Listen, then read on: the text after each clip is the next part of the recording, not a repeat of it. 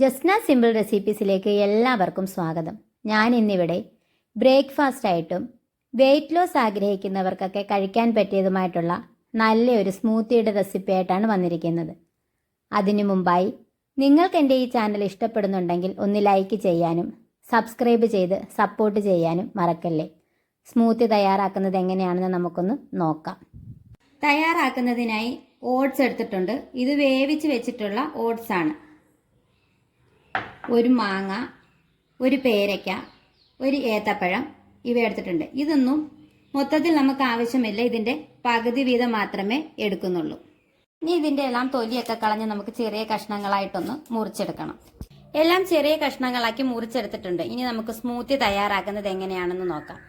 പേരയ്ക്ക എടുക്കുമ്പോൾ അധികം കുരുവില്ലാത്ത പേരയ്ക്ക വേണം എടുക്കാൻ.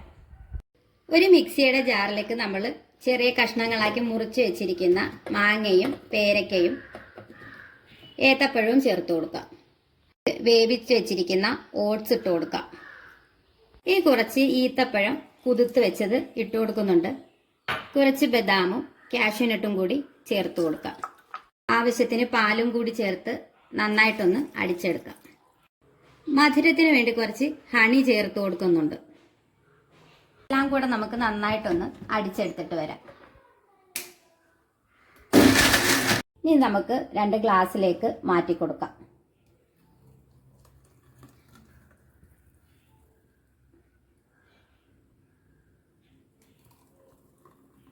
ഹെൽത്ത് ബെനിഫിറ്റ്സ് ഏറെയുള്ള ഒരു ബ്രേക്ക്ഫാസ്റ്റ് സ്മൂത്തിയാണിത്.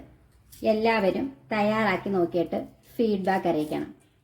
ഇനി ഒരു ഈസി റെസിപ്പി ആയിട്ട് കാണുന്നത് വരെ താങ്ക്സ് ഫോർ വാച്ചിങ്.